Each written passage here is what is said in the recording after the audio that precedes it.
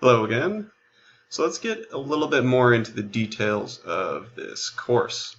Um, so we've got your splash page, which is welcome to, and it's got a few forums, which I'll get to in a minute. Some links for some of the integral portions of the course, but a lot of this is just, a lot of these links will be duplicated on each week. And let's take a look first at the course syllabus. But some of you may actually have trouble actually with any of these links because these link to documents that are on a Google Drive, and you may not have access. So you may end up seeing a page that looks sort of like this, and that is because you don't have permission. The thing is that you do have permission. You just need to be signed into your LCC Gmail account. Now, you may not have realized that you have an LCC Gmail account. That's because you don't actually have an email that works through Gmail, but you do have Google Suites associated with your email address. And so this document here will go through and show you how to access those files, those Google files. And what it's basically saying is don't request access, right, by clicking here. Instead, switch accounts and use your LCC email. And then you should be able to access everything. So let's take a look at the course syllabus. And one of the things that all of these Google documents has is under the View tab, if you go to Show Document Outline, you're going to have this outline revealed. And it's active. You can click throughout the entire document and it'll switch you around. Once again, you have to go to View and Show Document Outline. So here you'll see my main contact is my email here. I try to check it pretty regularly. So if you do have any logistical questions, feel free to email me here. For any issues that you might have with the course, maybe something isn't working, if it's a link that's broken, feel free to email me at this email. If it's something in the directions that you don't quite understand, it is possible that a fellow student might be able to help you out before that. And so there is actually, if we go back to the course page here, and these are the forums that I was telling you about. Under announcements, that's going to be things that I tell you about, maybe some changes in the course or updated information. The student-to-student help forum. If you post in here, I currently have it set up such that it will email everybody that question. That's just because I've noticed that these help forums don't tend to get used very much because not everyone is on this website checking it as regularly as, say, Facebook. So if you do get an email and you want to do one of two things, which is you could come here to the student help forum and answer it and get extra credit and just maybe even gab a little bit. That is the way you could do that. Or you could come in here and you could actually unsubscribe such that you don't get emails anymore. That is an option for you. I just have it set up to subscribe for the beginning just because, my experience is that the student-to-student help forum doesn't get much use. So we'll see how it works. But the point of that is that maybe, another student will be able to answer your question, like for directions or things like that, before I get to it. And it's an opportunity for you to get in contact with your fellow students and get some extra credit. There's also a bugs and misspellings forum. This would be for things like, the next time this course is taught, maybe fix this little thing or that little thing, or, suggestions for how things could continue from there. There's also an extra credit forum. This is just very specific about, do you know any educational games out there? Let us know. That one, these two, of course, are not auto-subscribed. So if you put anything in there, you're not going to send an email out to everybody.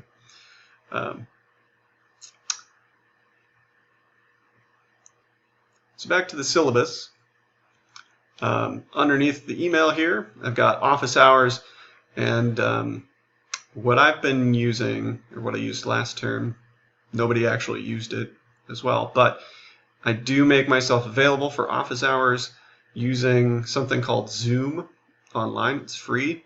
All you have to do is sign up, and you don't even have to broadcast your face. It can just be your voice, and I could show you things on my screen, which could be very useful for you if you're having trouble with, say, labs or anything else. And that I'm going to make Thursdays, 8 p.m., the time when I'm available. I'll sign on so that you can also sign on into that meeting room. And if nobody's there for 20 minutes or so, then I'm not going to stick around. So, and of course, you can, by appointment, you can just contact me, and maybe we can use Zoom, or you can come into my office, physical office in Building 16, room 246. And we got the course objectives. There is an optional orientation that will be the first Tuesday of the term and of week 1. And that's going to be in room 119 in the science building, Science 16. And that is going to be helpful for those of you that want to pick up your lab materials from there. Otherwise, you'll have to check those out from by appointment or through the SRC. And the lab materials will be for the first half of the class or so. And then beyond that, there'll be sort of bulkier boxes that you'll pick up from the Science Resource Center, the SRC. That is also in the science building. The textbook that we have here, feel absolutely free to get a textbook if you'd like. It's very helpful for a lot of people, and this is a very good book. The edition doesn't really matter. The only thing you have to be aware of is that some of the topics, like the names for the chapters or the order of the chapters, might be reversed. So keep that in mind. This section is just explaining a little bit about the videos that will be available through the website. You don't necessarily have to read this since the links are available on the website. So this section here is just explaining a little bit about lab materials and where to get those. They will be free and available to you. You'll just have to make sure to check them out and return them when you're all done with them. Of course, when you're taking an online course, there's a certain amount of technological requirements. You'll need access to a printer, to LCC's email address so that you can get Google Suites and access to those course documents. Adobe Reader, a lot of the things that you'll be handing in will need to be put into a PDF format so that I can read them and accept them for credit. And printing, if I haven't already mentioned that, is obviously a must. A lot of this can be easily accessible through the SRC in the science building. Next section is the grading policy. And depending on whether you're taking the course for 3 credits or 4 credits, you're going to be looking at different sections. So for each week, there's going to be homework and a lab if you're taking the lab course.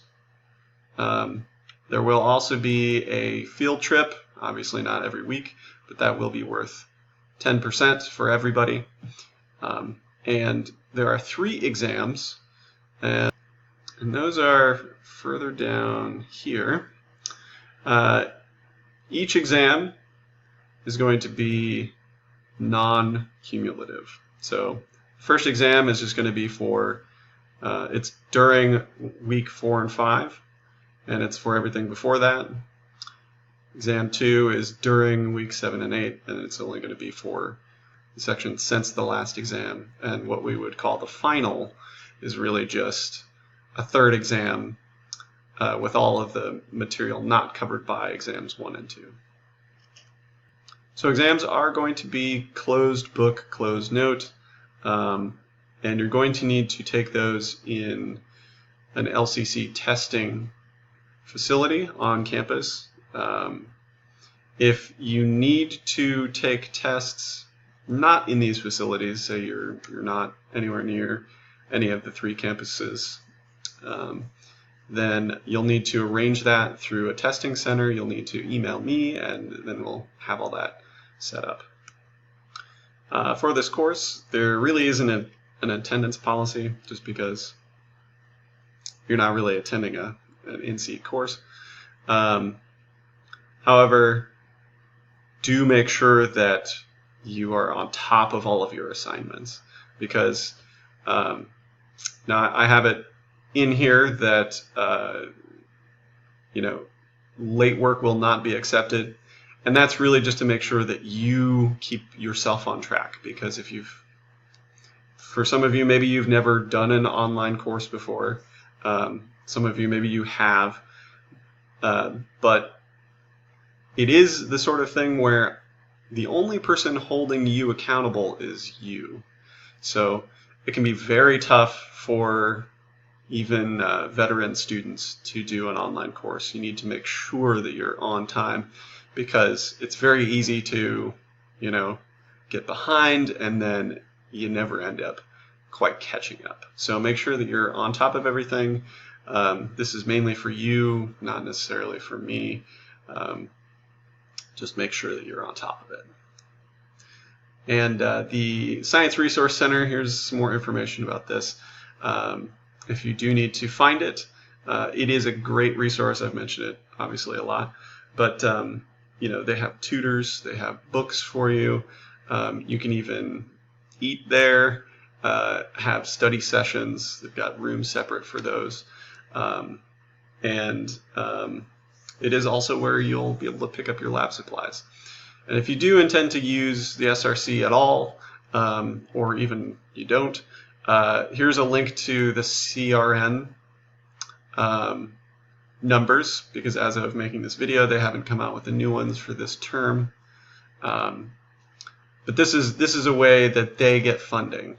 So if you sign up for that, it costs you nothing. You get no credits, but it is how they get funding. So that is it from now. Sorry this video went a little long, but it is all kind of the course information trying to cram into a very short period. But you will hopefully get more information from videos throughout the course that should help you out.